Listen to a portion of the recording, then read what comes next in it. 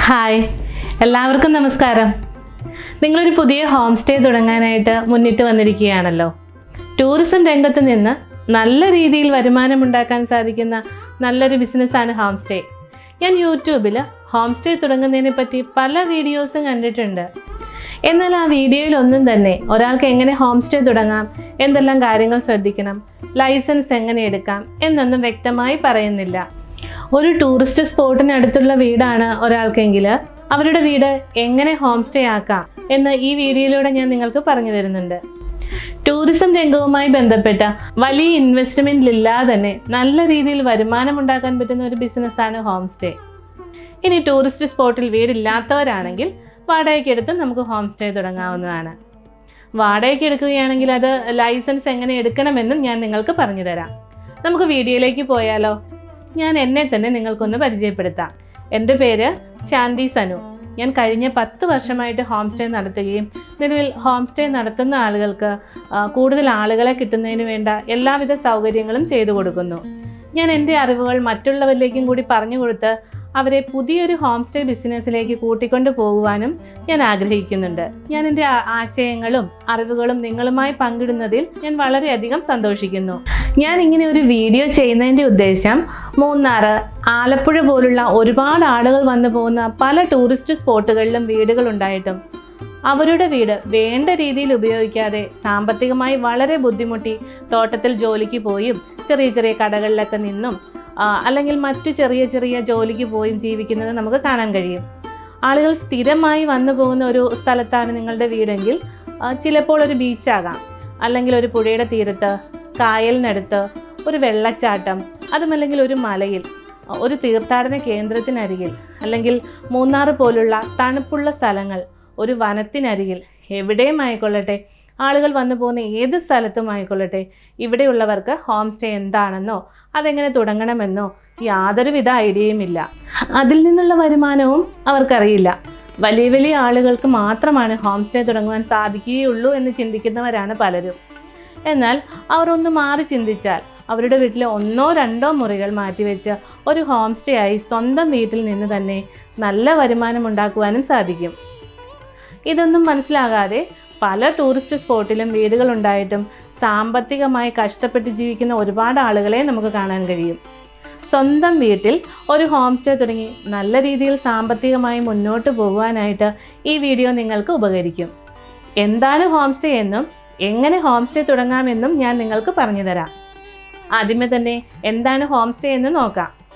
ആഡംബര ഹോട്ടലുകൾക്കോ പല മുറികളുള്ള റിസോർട്ടുകൾക്കോ പകരം സാധാരണഗതിയിൽ പ്രദേശവാസികളുടെ ഉടമസ്ഥതയിലുള്ളതും പ്രവർത്തിക്കുന്നതുമായ ഒരു സാധാരണ വീട്ടിൽ യാത്രക്കാർ താമസിക്കുന്നതാണ് ഹോം സ്റ്റേ. എന്തുകൊണ്ടാണ് ആളുകൾ ഹോം സ്റ്റേ തിരഞ്ഞെടുക്കുന്നത്, അഥവാ ഹോം സ്റ്റേയോട് താല്പര്യം തോന്നാൻ കാരണം എന്താണെന്ന് നിങ്ങൾക്കറിയോ? നമ്മളൊരു ഹോട്ടലിൽ റൂം എടുക്കുകയാണെങ്കിൽ നമ്മൾ ആ ഹോട്ടലിലേക്ക് ചെല്ലുമ്പോഴേക്കും അവിടുത്തെ ഒരു സ്റ്റാഫായിരിക്കും നമ്മളെ സ്വീകരിക്കുന്നത്. പിന്നെ ഏത് ഹോട്ടലുകളിലാണെങ്കിലും ഏകദേശം എല്ലാ സൗകര്യങ്ങളും സെയിം ആയിരിക്കും. ഉദാഹരണം, ഒരു 5 സ്റ്റാർ ഹോട്ടൽ നമുക്ക് നോക്കാം. ആളുകളുടെ നാട്ടിലുള്ള 5 സ്റ്റാർ ഹോട്ടലുകളും നമ്മുടെ ഈ നാട്ടിലെ സ്റ്റാർ ഹോട്ടലുകളും തമ്മിൽ ഏകദേശം വലിയ വ്യത്യാസങ്ങളൊന്നും കാണില്ല. ആർട്ടിഫിഷ്യലായിട്ടുള്ള ആഡംബരത്തിൽ നിറഞ്ഞതാണ് ഇവയെല്ലാം. എന്നാൽ ഹോം സ്റ്റേകളാകട്ടെ സാധാരണ പ്രകൃതിയുടെ ആഡംബരത്തിൽ നിറഞ്ഞവയുമാണ്. ഇതാണ് ഹോം സ്റ്റേയും മറ്റു ഹോട്ടലുകളെയും തമ്മിൽ വേർതിരിക്കുന്നത്. നിങ്ങൾ ഇതെല്ലാം അറിഞ്ഞു തുടങ്ങാനായിട്ട് തയ്യാറെടുത്തിരിക്കുന്നവരാണ്. ഹോം സ്റ്റേകൾ തമ്മിൽ 2-3 തരത്തിലുണ്ട്. അതിൻ്റെ ലൈസൻസ് വെച്ച് സിൽവർ, ഗോൾഡ്, ഡയമണ്ട് എന്നിങ്ങനെ തരം തിരിച്ചിട്ടുമുണ്ട്. ഇത് ടൂറിസം ഡിപ്പാർട്ട്മെൻറ്റ് നൽകുന്ന ഒരു ക്ലാസിഫിക്കേഷനാണ്. ഇതിൽ ഗോൾഡ് അല്ലെങ്കിൽ ഡയമണ്ട് മാത്രമാണ് ആളുകൾ വരുള്ളൂ എന്ന് ചിന്തിക്കരുത്. ഇതൊരു ജസ്റ്റ് ഒരു ക്ലാസിഫിക്കേഷൻ മാത്രമാണ്. ഇതുകൂടാതെ ആളുകൾക്ക് എപ്പോഴും തെറ്റിദ്ധരിക്കുന്ന ഒന്നാണ് ഹോം സ്റ്റേയും സർവീസ് വില്ലയും തമ്മിലുള്ള വ്യത്യാസം. നിങ്ങൾ തന്നെ ഒരു ഹോം സ്റ്റേ എന്നതുകൊണ്ട് ഉദ്ദേശിക്കുന്നത് എന്താണ്? വരുന്ന ഗസ്റ്റിന് അല്ലെങ്കിൽ ഒരു കൂട്ടം ആളുകൾക്ക് ഒരു വീട് ഫുള്ളായിട്ട് കൊടുക്കാം എന്നല്ലേ നിങ്ങളുടെ ഉദ്ദേശം? അവിടെ പിന്നെ ഓണറായ നിങ്ങൾ താമസിക്കാനായിട്ട് നിൽക്കാറില്ല. പകരം ഒരു കെയർടേക്കറെ അവിടെ വയ്ക്കും. ഇതല്ലേ നിങ്ങൾ ഉദ്ദേശിച്ച ഹോം സ്റ്റേ? ഇത് ഹോം സ്റ്റേ അല്ല, പകരം സർവീസ് വില്ല എന്നാണ് ഇതറിയപ്പെടുന്നത്. ഹോം സ്റ്റേ എന്ന് വെച്ചാൽ വീടിൻ്റെ ഉടമസ്ഥൻ ആ വീട്ടിൽ താമസിച്ചുകൊണ്ട് ആ വീടിൻ്റെ 1-2 മുറി വരുന്ന ഗസ്റ്റിന് വേണ്ടി മാറ്റി വയ്ക്കുന്നതാണ് ഹോം സ്റ്റേ. എന്നാൽ നമ്മൾ സർവീസ് വില്ലയ്ക്കും ഹോം സ്റ്റേ എന്ന് തന്നെയാണ് പറയുന്നത്. ഇത് നിങ്ങളൊന്ന് അറിയാൻ വേണ്ടി ഞാൻ പറഞ്ഞതാണ് കേട്ടോ. ഹോം സ്റ്റേ തുടങ്ങുന്നതിന് മുമ്പ് ഇത് നിങ്ങൾ അറിഞ്ഞിരിക്കേണ്ട കാര്യങ്ങളാണ്. അല്ലെങ്കിൽ ലൈസൻസിനൊക്കെ ചെല്ലുമ്പോൾ ഇത് അറിഞ്ഞില്ലെങ്കിൽ നിങ്ങൾക്ക് അബദ്ധം പറ്റാനും സാധ്യതയുണ്ട്. ഹോം സ്റ്റേയും സർവീസ് വില്ലയും തമ്മിൽ വലിയ വ്യത്യാസങ്ങളൊന്നുമില്ല. ലൈസൻസ് എടുക്കുന്നതിനും ഫീസ് കാര്യങ്ങളും എല്ലാം തന്നെ ഒരുപോലെയാണ്. ഹോം സ്റ്റേക്ക് 3 ക്ലാസിഫിക്കേഷൻസ് ഉണ്ട്. എന്നാൽ സർവീസ് വില്ലയ്ക്ക് ക്ലാസിഫിക്കേഷൻസ് ഒന്നുമില്ല. ഹോം സ്റ്റേയിൽ ഓണർ താമസിക്കണമെന്ന് നിർബന്ധമാണ്. എന്നാൽ സർവീസ് വില്ലയിൽ അതിൻ്റെ ഓണർ താമസിക്കണമെന്നൊന്നുമില്ല. അതിൻ്റെ ലൈസൻസും വാടകയ്ക്ക് എടുക്കുന്ന ആൾക്കും ലഭിക്കും. നിങ്ങൾ വീട് വാടകയ്ക്ക് എടുത്താണ് ഒരു ഹോം സ്റ്റേ തുടങ്ങുന്നതെങ്കിൽ സർവീസ് വില്ലയ്ക്ക് ലൈസൻസിലാണ് അപേക്ഷ കൊടുക്കേണ്ടത്. ഇപ്പോൾ നമ്മുടെ നാട്ടിൽ ഹോം സ്റ്റേ കൂടാതെ ടെൻറ്റ്, ട്രീ ഹൗസ്, പിന്നെ പെർമനൻ്റ് ആയിട്ടുള്ള ടെൻറ്റ്, ചെറിയ ചെറിയ വീടുകൾ, ത്രികോണം പോലെയൊക്കെ ഇരിക്കുന്ന ചെറിയൊരു റൂമുള്ള വീടുകൾ എന്നിവയും നിരവധിയായി കണ്ടുവരുന്നുണ്ട്. ഒരുപാട് ആഡംബരത്തിലുള്ള ഹോം സ്റ്റേകളൊന്നും ആളുകൾക്ക് വലിയ താല്പര്യമില്ല. ചെറിയ വീടുകൾ, 2 അല്ലെങ്കിൽ 3 മുറികളുള്ള ഹോം സ്റ്റേകളാണ് ആളുകൾക്ക് താല്പര്യം. വലിയ വലിയ ഹോം സ്റ്റേയിൽ നിന്നും ആളുകൾ പ്രകൃതിയോട് ഇണങ്ങിയുള്ള ചെറിയ വീട്ടിലേക്ക് താമസിക്കാനാണ് കൂടുതൽ ആളുകളും വരുന്നത്. 5ഉം 6ഉം റൂമുള്ള വീടുകളെക്കാളും ആളുകൾക്ക് താല്പര്യം 2ഉം 3ഉം റൂമുകളുള്ള ചെറിയ ഹോം സ്റ്റേകളാണ്. പിന്നെ പുല്ലുമേഞ്ഞതും ഓടിട്ടതും ചെറിയ ചെറിയ ഹോം സ്റ്റേയിൽ താമസിക്കുവാനും ആളുകൾ ഇഷ്ടപ്പെടുന്നു. ഇത് നിങ്ങളോട് പറയാൻ കാര്യം, നിങ്ങൾ ചിലപ്പോൾ നിങ്ങളുടെ വീട് പൊളിച്ച് ഹോം ലോണൊക്കെ എടുത്ത് വലിയ വീട് പണിയാനൊന്നും നിൽക്കണ്ട. നിലവിലുള്ള വീട് തന്നെ ഒരു മോഡിഫൈ ചെയ്താലും മതി. ഈ വീഡിയോ ഒന്ന് കണ്ടു നോക്കിയേ. ഇതൊരു മോഡിഫിക്കേഷൻസ് വീഡിയോ ആണ്.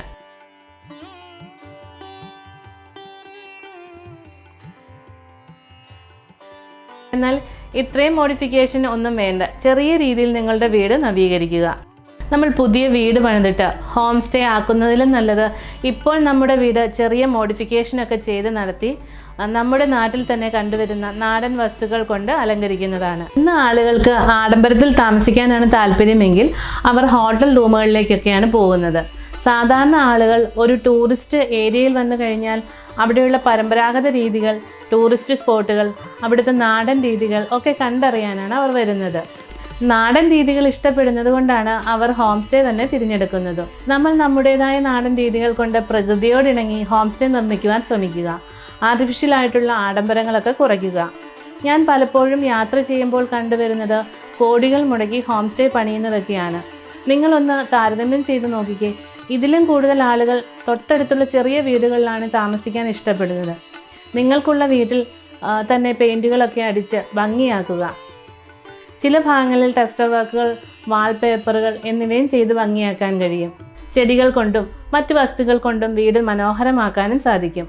ഒന്നും പുറത്തുനിന്ന് വലിയ വിലകളൊന്നും കൊടുത്ത് വാങ്ങിക്കേണ്ടതില്ല. ചിലപ്പോൾ നമ്മുടെ വീടിനടുത്ത് ചില മരങ്ങളുടെ വേര്, കാണാൻ കൊള്ളാവുന്ന പല സാധനങ്ങളും ഉണ്ടാകും. അതുകൊണ്ടൊക്കെ ഒന്ന് അലങ്കരിക്കുക. ലൈറ്റുകളും കാര്യങ്ങളും നാടൻ രീതിയിൽ തന്നെ ചെയ്യാൻ ശ്രമിക്കാം. ഇതേപോലെ ചിലപ്പോൾ ബിയർ കുപ്പി കൊണ്ടും ഈറ്റ കൊണ്ടും ഉപയോഗശൂന്യമായ ടയറുകൾ എന്തുമായിക്കൊള്ളട്ടെ അതുകൊണ്ടൊക്കെ നമുക്ക് അലങ്കരിക്കാൻ കഴിയും. ഒന്ന് കഴുകി തുടച്ച് ഒന്ന് പോളിഷ് ചെയ്തെടുത്ത് ആഡംബരമാക്കാം. റൂമുകൾ സജ്ജീകരിക്കുമ്പോൾ റൂമിനകത്തുള്ള ബെഡുകൾ അല്പം വില കൂടിയത് വാങ്ങിക്കുക. അതിൽ കുറവ് കാണിക്കരുത്. ബെഡ്റൂമിൻ്റെ അകം വളരെ വൃത്തിയായിരിക്കണം. അല്പം നല്ല പെയിൻ്റൊക്കെ അടിച്ച്, പറ്റുമെങ്കിൽ പുട്ടിയിട്ട് തന്നെ പെയിൻ്റ് അടിക്കാൻ ശ്രമിക്കണം. കട്ടിലുകൾ വലിയ വില കൂടിയതൊന്നും വേണമെന്നില്ല. റൂമിൻ്റെ അകത്ത് തന്നെ ഫിക്സ്ഡ് ആയിട്ടുള്ളത് വേണമെങ്കിലും നമുക്ക് നിർമ്മിക്കാൻ കഴിയും. ഇപ്പോൾ കണ്ടുവരുന്നത് കട്ടിലുകൾ ഇല്ലെങ്കിലും കുഴപ്പമില്ല, ചിലപ്പോൾ നിലത്ത് തന്നെ ബെഡുകളൊക്കെ ഇട്ട് കിടക്കുന്ന രീതിയും കണ്ടുവരുന്നുണ്ട്. നല്ല വെള്ള ബെഡ്ഷീറ്റുകൾ ഉപയോഗിക്കുക. റിസോർട്ടുകൾക്കും ഹോം സ്റ്റേകൾക്കും വേണ്ടി മാത്രമുള്ള ഷീറ്റുകളുണ്ട്, അതുമാത്രം ഉപയോഗിക്കുക. ബെഡ്ഷീറ്റ് വിരിക്കുന്നതിനും പ്രത്യേകം ശ്രദ്ധിക്കേണ്ടതുണ്ട് കേട്ടോ. ആദ്യം ഒരു ബെഡ്ഷീറ്റ് വിരിക്കുക, അതിന് മുകളിൽ മറ്റൊരു ഷീറ്റും വിരിക്കുക, അതിന് മുകളിൽ ബ്ലാങ്കറ്റ് വിരിക്കുക. രണ്ടാമത് വിരിച്ച ബെഡ്ഷീറ്റും ബ്ലാങ്കറ്റും ഒരുമിച്ച് മടക്കി താഴെ വശത്തേക്ക് വയ്ക്കുക. ഇതാണ് ബെഡ്ഷീറ്റ് വിരിക്കേണ്ട രീതി. റൂമിൻ്റെ അകത്ത് ഒരു മേശ ഉണ്ടാകണം. പറ്റുമെങ്കിൽ ഒരു ചെറിയ അലമാര, 2 കസേരകൾ, പിന്നെ വെള്ളം കുടിക്കാനുള്ള ഗ്ലാസ്, ടവലുകൾ എന്നിവ റൂമിനകത്ത് വയ്ക്കണം. ഒരു TV, വൈഫൈ സംവിധാനവും ഉണ്ടാകണം. ലൈറ്റുകളൊക്കെ മുൻപ് പറഞ്ഞതുപോലെ നല്ല നാടൻ രീതിയിൽ ചെയ്യുക. ടോയ്ലറ്റ് അല്പം വലിപ്പമുള്ളതും നല്ല വൃത്തിയുള്ളതും ആയിരിക്കണം. ചൂടുവെള്ളത്തിനുള്ള സൗകര്യങ്ങളും ബാത്റൂമിൽ ഉണ്ടാവണം. ബാത്റൂമിൽ ഇലക്ട്രിക് ഹീറ്റർ വയ്ക്കരുത്. ചിലപ്പോൾ കറണ്ടുകൾ പോയാൽ ഇൻവെർട്ടറിൽ ഇലക്ട്രിക് ഹീറ്റർ വർക്ക് ചെയ്യില്ല. ഹൈ റേഞ്ച് മേഖലകളിലൊക്കെ ഗ്യാസ് ഹീറ്ററാണ് കൂടുതലായി കണ്ടുവരുന്നത്. വിൻഡോ കർട്ടനുകൾ ഇടുമ്പോൾ ശ്രദ്ധിക്കുക. പറ്റുമെങ്കിൽ 2 ലെയർ കർട്ടനുകൾ ഇടുക. റൂമിനകത്ത് വരുന്ന കർട്ടൻ റൂമിന് ചേർന്നതായിരിക്കണം. പുറം സൈഡിൽ വൈറ്റ് വേണമെങ്കിലും ഇടാം. റൂമിൻ്റെ അകത്തും ഒരു കളർ തീം ഉപയോഗിക്കുക. അകത്ത് വെച്ചിരിക്കുന്ന വസ്തുക്കൾ, കർട്ടനുകൾ, ബെഡിന് മുകളിൽ വിരിക്കുന്ന ബെഡ് റണ്ണർ എന്നിവ ഒരു കളർ തീമിൽ സജ്ജീകരിക്കുക. കോമൺ ആയിട്ടുള്ള ഒരു ഡൈനിങ് ഏരിയയും സജ്ജീകരിക്കണം. ഡൈനിങ് ഹാളിൽ നമ്മുടെ നാട്ടിലെ കുറച്ച് ബുക്കുകൾ സജ്ജീകരിക്കാനും മറക്കണ്ട. അത് ചിലപ്പോൾ നമ്മുടെ നാട്ടിലെ കൃഷിയെക്കുറിച്ചായിരിക്കാം, നമ്മുടെ നാട്ടിൽ പോകേണ്ട സ്ഥലങ്ങളെക്കുറിച്ച്, അല്ലെങ്കിൽ നമ്മുടെ നാട്ടിലെ ഐതിഹ്യങ്ങളെക്കുറിച്ചായിരിക്കാം, അമ്പലങ്ങൾ, പള്ളികളെക്കുറിച്ചൊക്കെയുള്ള പുസ്തകങ്ങളായിരിക്കാം. ഡൈനിങ് ഹാളിൽ ടിവിയുടെ ആവശ്യമേ ഇല്ല. വരുന്ന ആളുകൾക്കൊപ്പം ഗൃഹനാഥനായി നിങ്ങളും ഭക്ഷണം കഴിക്കാൻ ശ്രദ്ധിക്കുക. ആ ഭക്ഷണത്തെക്കുറിച്ച്, ആ ഭക്ഷണ രീതിയെക്കുറിച്ചും അവരോട് സംസാരിക്കുക. ഇതെല്ലാം നടക്കുമോ എന്ന് നിങ്ങൾക്കും ഒരു സംശയമുണ്ടാകാം. തീർച്ചയായും നല്ല രീതിയിൽ മുന്നോട്ട് പോകുന്ന ഹോം സ്റ്റേകളിൽ എല്ലാം ഇതേ രീതിയിലാണ് നടന്നു വരുന്നത്. വീടിൻ്റെ മുൻവശത്ത് നമ്മുടെ നാട്ടിലുള്ള ചെടികൾ വെച്ച് മനോഹരമാക്കുക. നമ്മുടെ നാട്ടിൽ സുലഭമായി ലഭിക്കുന്ന ഇല്ലികൾ, ഈറ്റകൾ, യൂക്കാലി മരങ്ങൾ എന്തുമായിക്കൊള്ളട്ടെ, ഒരു ചെറിയ വേലിയൊക്കെ കെട്ടി മനോഹരമാക്കുക. ഒരു മീൻകുളവും നിർമ്മിക്കാം. ഇതെല്ലാം വലിയ വില കൊടുത്തൊന്നും വാങ്ങേണ്ട. സ്ഥലം അല്പം കൂടുതലുണ്ടെങ്കിൽ ആളുകൾക്ക് ഇറങ്ങിയിരിക്കുവാനുള്ള ചെറിയ ബെഞ്ചുകൾ, ചെറിയ മേശകൾ എന്നിവയും മരങ്ങൾ കൊണ്ടും അല്ലെങ്കിൽ നാടൻ രീതിയിലും നിർമ്മിക്കുക. വലിയ വലിയ മരങ്ങളുണ്ടെങ്കിൽ നാടൻ രീതിയിലുള്ള ഊഞ്ഞാൽ എന്നിവയും സജ്ജീകരിക്കാം. ആലപ്പുഴ പോലുള്ള സ്ഥലങ്ങളാണെങ്കിൽ മീൻ പിടിക്കാനുള്ള സൗകര്യം ഉണ്ടാക്കുക. നമ്മുടെ നാട്ടിൽ കണ്ടുവരുന്ന ചെറിയ ചെറിയ കൃഷി രീതികളും സജ്ജീകരിക്കുക. വരുന്ന ആളുകൾക്ക് മനസ്സിലാകുന്ന രീതിയിൽ കൃഷിത്തോട്ടത്തിൽ ചെറിയ ബോർഡുകളും സ്ഥാപിക്കുക. ഇതെല്ലാം വരുന്ന ആളുകൾക്ക് മനസ്സിലാകുന്ന രീതിയിൽ എഴുതി വെക്കുക. നമ്മുടെ വീടിൻ്റെ മുൻവശവും ചെടിത്തോട്ടവും എല്ലാം ഒരു കളർ പാറ്റേണിൽ റെഡിയാക്കുക. വീണ്ടും ഞാൻ എടുത്തു പറയുന്നു, വലിയ രീതിയിൽ പൈസ മുടക്കി ആർട്ടിഫിഷ്യലായിട്ടുള്ള സാധനങ്ങൾ കൊണ്ട് അലങ്കരിക്കാതിരിക്കുക. ആളുകൾ ഹോം സ്റ്റേയിൽ വരുന്നത് നമ്മുടെ നാടിനെക്കുറിച്ച് അറിയുവാനും നമ്മുടെ നാട്ടിലെ രീതികൾ അറിയുവാനും വേണ്ടി മാത്രമാണ്. ഹോം സ്റ്റേ തുടങ്ങുമ്പോൾ ആദ്യം അറിഞ്ഞിരിക്കേണ്ടത് നിയമവശങ്ങളാണ്. ഹോം സ്റ്റേക്ക് ഏതെല്ലാം ലൈസൻസ് വേണമെന്നും പലർക്കും അറിയില്ല. ഹോം സ്റ്റേ തുടങ്ങാനായിട്ട് നമുക്ക് ലൈസൻസ് കിട്ടുന്നത് കേരള ടൂറിസം ഡിപ്പാർട്ട്മെൻറ്റിൽ നിന്നും ഇന്ത്യൻ ടൂറിസം ഡിപ്പാർട്ട്മെൻറ്റിൽ നിന്നും ലൈസൻസ് എടുക്കുവാൻ കഴിയും. ഇതിലേതെങ്കിലും ഒരു ലൈസൻസ് നമ്മൾ എടുത്താൽ മതി. 2 ലൈസൻസ് എടുക്കാൻ പറ്റുമെങ്കിൽ എടുക്കുന്നത് കൊണ്ട് മറ്റൊരു ഗുണം കൂടിയുണ്ട്. നമ്മൾ ലൈസൻസ് എടുക്കുമ്പോൾ നമ്മൾ ഏത് ഡിപ്പാർട്ട്മെൻ്റ് ആണെങ്കിലും, കേരളത്തിൻ്റെ ആകട്ടെ ഇന്ത്യൻ ടൂറിസത്തിൻ്റെ ആകട്ടെ, ഇവരുടെ സൈറ്റിൽ നമ്മുടെ ഹോം സ്റ്റേയും ലിസ്റ്റ് ചെയ്യപ്പെടും. ഇനി നമുക്ക് ലൈസൻസ് എടുക്കാൻ എന്തെല്ലാം കാര്യങ്ങൾ വേണമെന്ന് നോക്കാം. ലൈസൻസ് എടുക്കാനായിട്ട് ആദ്യം നിങ്ങൾ ചെയ്യേണ്ടത് ഹോം സ്റ്റേ പണിത് റൂം എല്ലാം റെഡിയാക്കി ഗസ്റ്റിന് കൊടുക്കാൻ പാകത്തിന് റെഡിയാക്കുക. അതിനുശേഷം ആണ് ലൈസൻസിന് അപ്ലൈ ചെയ്യേണ്ടത്. കേരള ടൂറിസം ഡിപ്പാർട്ട്മെൻറ്റ് സൈറ്റിൽ പറയുന്നത് നമുക്കൊരു ട്രഡീഷണൽ ആയിട്ടുള്ള ഒരു വീട് വേണമെന്നാണ്. എന്നാൽ എല്ലാത്തരം വീടുകൾക്കും ലൈസൻസ് കിട്ടും. പിന്നെ 1 മുറി മുതൽ 6 മുറി വരെയുള്ള വീടുകൾക്കാണ് ലൈസൻസ് തരുന്നത്. 6ൽ കൂടുതൽ മുറികളുള്ള വീടിന് ഹോം സ്റ്റേ ലൈസൻസ് കിട്ടില്ല. എല്ലാവിധ സൗകര്യങ്ങളോടും കൂടി ഒരു കിച്ചണും ആവശ്യമുണ്ട്. ഒരു കുക്കും വേണം. ഇംഗ്ലീഷ് അത്യാവശ്യം സംസാരിക്കാൻ അറിയാവുന്ന ഒരാളും വേണം. ലൈസൻസ് എടുക്കാനായിട്ട് ആവശ്യമുള്ള പേപ്പറുകൾ എന്തെല്ലാമാണെന്ന് നമുക്ക് നോക്കാം. പൊസിഷൻ സർട്ടിഫിക്കറ്റ്, ലൊക്കേഷൻ സ്കെച്ച്, റോഡിൻ്റെ ഒരു പ്ലാൻ, വീടിൻ്റെ പ്ലാനും എലിവേഷനും കൊടുക്കണം. ഫോട്ടോഗ്രാഫ് വേണം, അകത്തെയും പുറത്തെയും. പോലീസ് ക്ലിയറൻസ് സർട്ടിഫിക്കറ്റ്, ഫുഡ് സേഫ്റ്റിയുടെ രജിസ്ട്രേഷൻ ഡീറ്റെയിൽസും വേണം. നമ്മുടെ ഹോം സ്റ്റേയുടെ താരിഫ് കൊടുക്കണം. പിന്നെ ഒരു ഡിക്ലറേഷൻ നമ്മൾ കൊടുക്കണം. 200 രൂപയുടെ അല്ലെങ്കിൽ 500 രൂപയുടെ മുദ്രപ്പേപ്പറിൽ വേണം എഴുതി കൊടുക്കാൻ. കൂടാതെ കരമടച്ച രസീത് എന്നിവയാണ് വേണ്ടത്. ഇവയെല്ലാം കേരളം ടൂറിസം ഡിപ്പാർട്ട്മെൻറ്റ് നൽകുന്ന സൈറ്റിൽ കയറി രജിസ്റ്റർ ചെയ്യുക. അതല്ല എങ്കിൽ ഇന്ത്യൻ ടൂറിസം ഡിപ്പാർട്ട്മെൻറ്റ് സൈറ്റിലും കയറി രജിസ്റ്റർ ചെയ്യുക. ഈ 10 കാര്യങ്ങളാണ് പേപ്പറായിട്ട് നിങ്ങൾക്ക് ആവശ്യം വരുന്നത്. എന്നാൽ ഇത് കൂടാതെ കുറച്ച് ചെക്ക് ലിസ്റ്റുകൾ സൈറ്റിൽ കൊടുത്തിട്ടുണ്ട്. Kerala tourism department Indian tourism ഡിപ്പാർട്ട്മെൻറ്റിനും ഏകദേശം സെയിം പേപ്പറുകളാണ് ആവശ്യം വരുന്നത്. കേരള ടൂറിസം ഡിപ്പാർട്ട്മെൻറ്റ് സൈറ്റിൽ പറഞ്ഞിരിക്കുന്ന കുറച്ച് നിബന്ധനകളാണ് ഞാൻ താഴെ പറയുന്നത്. ഇതിൽ ഒന്നാമത്തേത് സർവീസില്ല, നല്ലൊരു ഫർണിഷിംഗ് ആയിട്ടുള്ള നല്ലൊരു വീടായിരിക്കണം. ഇതിലൊരു ബെഡ്റൂം മുതൽ 6 ബെഡ്റൂം വരെയാണ് പാടുള്ളൂ. കേരളത്തിലുള്ള വിഭവങ്ങൾ ഉണ്ടാക്കാൻ അറിയുന്ന നല്ലൊരു പാചകക്കാരൻ ഉണ്ടായിരിക്കണം. നമ്മൾ നേരത്തെ പറഞ്ഞ പോലെ ഇംഗ്ലീഷ് അറിയാവുന്ന ഒരാളും ഉണ്ടായിരിക്കണം. ഗവൺമെൻറ് പറയുന്ന നിയമങ്ങൾ പാലിക്കുകയും ചെക്ക് ലിസ്റ്റ് പറയുന്ന കാര്യങ്ങൾ ഉണ്ടായിരിക്കുകയും വേണം. ഇത്രയും കാര്യങ്ങളാണ് ലൈസൻസിന് അപ്ലൈ ചെയ്യാനുള്ള യോഗ്യത. നിങ്ങളുടെ നാട്ടിൽ ലൈസൻസ് എടുക്കാനായിട്ട് വേറെ എന്തെങ്കിലും കൂടുതൽ ആവശ്യമുണ്ടോ എന്ന് അറിയണമെങ്കിൽ ഈ സൈറ്റിൽ നിന്ന് നിങ്ങൾക്ക് അറിയാൻ കഴിയും. ഒരുപാട് പ്രോസസ്സിങ് കാര്യങ്ങളൊന്നുമില്ല. നമ്മൾ രജിസ്റ്റർ ചെയ്ത് കഴിഞ്ഞാൽ മുന്നറിയിപ്പൊന്നുമില്ലാതെ അവർ ഒരു മാസത്തിനുള്ളിൽ വിസിറ്റിങ്ങിനായിട്ട് വരും. അവർ വരുന്ന ദിവസം മാറ്റി വയ്ക്കാനായിട്ട് സാധിക്കില്ല. അവർ നാളെ വരുമെന്ന് പറഞ്ഞാൽ പിന്നെ ഒരു ദിവസത്തേക്ക് മാറ്റി വയ്ക്കാനും പറ്റില്ല. അങ്ങനെ ചെയ്താൽ നമ്മുടെ അപേക്ഷ അവർ നിരസിക്കുകയും ചെയ്യും. അവർ വരുമ്പോൾ നമ്മൾ ചെയ്യേണ്ടത് ഗസ്റ്റിന് കൊടുക്കുന്ന രീതിയിൽ റൂം തയ്യാറാക്കുക. ബെഡ്ഷീറ്റുകൾ വെള്ള കളർ തന്നെ വേണം. കൂടാതെ ഇംഗ്ലീഷ് അറിയാവുന്ന ആളും ഉണ്ടായിരിക്കണം. എന്തെങ്കിലും മാറ്റങ്ങളുണ്ടെങ്കിൽ അവർ നമ്മളോട് പറഞ്ഞു തരികയും അത് നമുക്ക് തിരുത്താനുള്ള അവസരവുമായിട്ട് നമുക്ക് കരുതാം. ഇന്ത്യൻ ടൂറിസം ഡിപ്പാർട്ട്മെൻറ്റിലെ ലൈസൻസിനാണെങ്കിൽ ഇന്ത്യൻ ടൂറിസം ഡിപ്പാർട്ട്മെൻറ്റിൻ്റെ സൈറ്റിൽ കയറി ഈ പറഞ്ഞ പേപ്പറുകൾ അപ്ലോഡ് ചെയ്യുക. ഡിപ്പാർട്ട്മെൻറ്റിൻ്റെ ഓഫീസിൽ നിന്നും ആളുകൾ നേരിട്ട് വന്ന് നമ്മളെ വിസിറ്റ് ചെയ്യുകയും എന്തെങ്കിലും മാറ്റങ്ങളൊക്കെ ഉണ്ടോ എന്ന് പറഞ്ഞു തരികയും ചെയ്യും. വലിയ മാറ്റങ്ങളൊന്നും ഉണ്ടാകാൻ ചാൻസ് ഇല്ല. തുടക്കത്തിൽ GST ആവശ്യമില്ല. പിന്നെ നമ്മൾ ശ്രദ്ധിക്കേണ്ട കാര്യങ്ങൾ, ബെഡ്റൂമിൻ്റെ square feet minimum 120 square feet വേണം. ബാത്റൂം 40 സ്ക്വയർ ഫീറ്റും വേണം. ഹോം സ്റ്റേയിൽ ഒരു രജിസ്റ്റർ അത്യാവശ്യമാണ്. ഒരു ബിൽ ബുക്കും വേണം.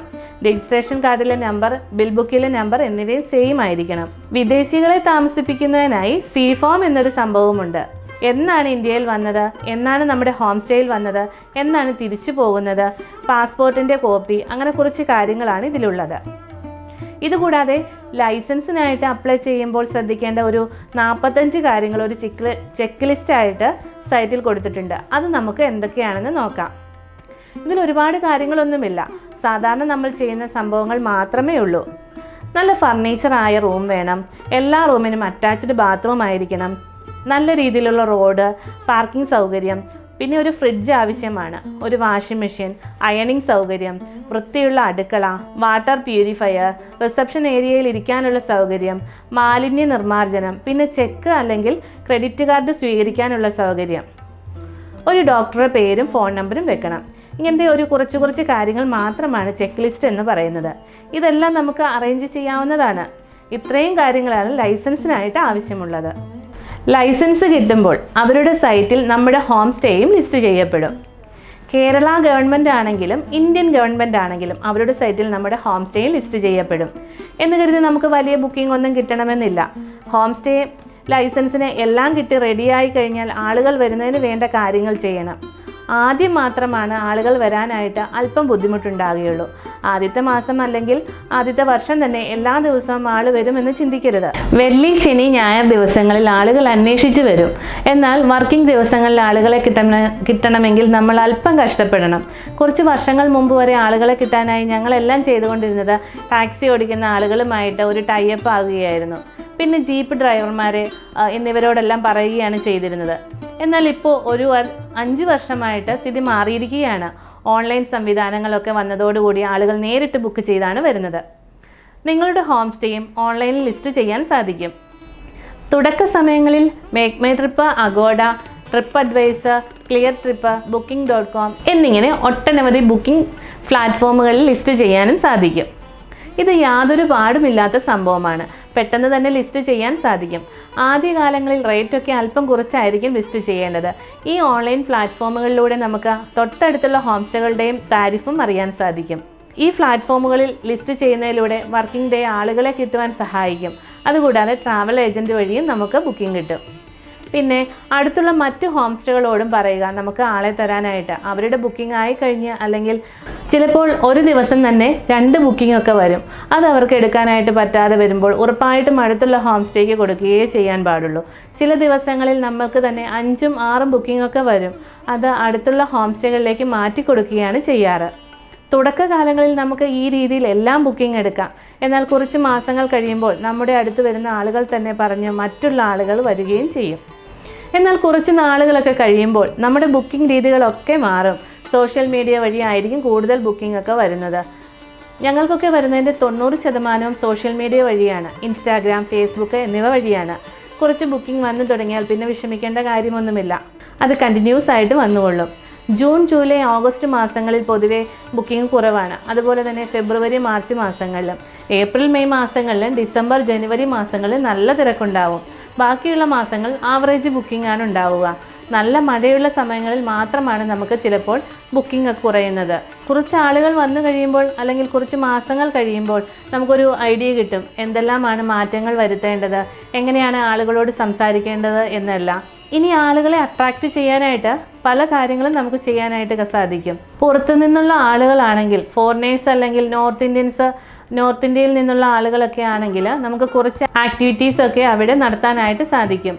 ഇപ്പോൾ നമ്മുടെ നാട്ടിലെ ഏതെങ്കിലും കലാരൂപങ്ങളൊക്കെ ഈ വരുന്ന ആളുകൾക്ക് താല്പര്യമുണ്ടെങ്കിൽ അത് നമ്മുടെ ഹോം സ്റ്റേയിൽ തന്നെ നടത്താം. ചിലപ്പോൾ മോഹിനിയാട്ടം, നാടൻ പാട്ടുകൾ എന്നിവയെല്ലാം നമുക്ക് അഡീഷണൽ ആയിട്ട് ആളുകൾക്ക് കൊടുക്കുവാനായിട്ട് സാധിക്കും. പിന്നെ ടൂറിസ്റ്റ് സ്പോട്ടാണെങ്കിൽ അതിനടുത്തുള്ള സ്ഥലങ്ങളിലൊക്കെ എങ്ങനെ കലാരൂപങ്ങളാണ് അവതരിപ്പിക്കുന്നതെന്ന് നമുക്ക് കാണിച്ചു കൊടുക്കാൻ കഴിയും. പിന്നെ നമ്മുടെ നാട്ടിലെ നാടൻ ഭക്ഷണങ്ങൾ അവർക്ക് കൊടുക്കാം. ഉദാഹരണം കപ്പയും മീൻകറിയും, അല്ലെങ്കിൽ കപ്പയും മുളക് പൊട്ടിച്ചത്. ഇനി ആലപ്പുഴ സൈഡൊക്കെ ആണെങ്കിൽ ഉറപ്പായും കരിമീൻ, മറ്റ് മീൻ വിഭവങ്ങൾ എന്നിവയും കൊടുക്കാം. നമ്മുടെ നാട്ടിൽ എന്താണോ നാടനായിട്ടുള്ള വിഭവങ്ങൾ അത് കൊടുത്താൽ മാത്രം മതി. പലപ്പോഴും പല ആളുകളും ചെയ്യുന്നത് ഈ വരുന്ന ആളുകളുടെ നാട്ടിലെ ഭക്ഷണം കൊടുക്കാനായിട്ട് ശ്രമിക്കും. എന്നാൽ അത് ചെയ്യുന്നത് വളരെ മണ്ടത്തരമാണ്. ഒന്നാമത്തെ കാര്യം, നമ്മൾ എത്ര ഉണ്ടാക്കാൻ ശ്രമിച്ചാലും അവരുടെ ഭക്ഷണങ്ങൾ, അവരുടെ ടേസ്റ്റിനെ നമുക്ക് ഉണ്ടാക്കി കൊടുക്കാൻ സാധിക്കില്ല. പിന്നെ അവർ വരുന്നത് നമ്മുടെ നാട്ടിലെ ഭക്ഷണങ്ങൾ കഴിക്കുവാനും നമ്മുടെ പാരമ്പര്യം, നമ്മുടെ ജീവിതശൈലികൾ എന്നിവ അറിയുവാനും ഒക്കെയാണ്.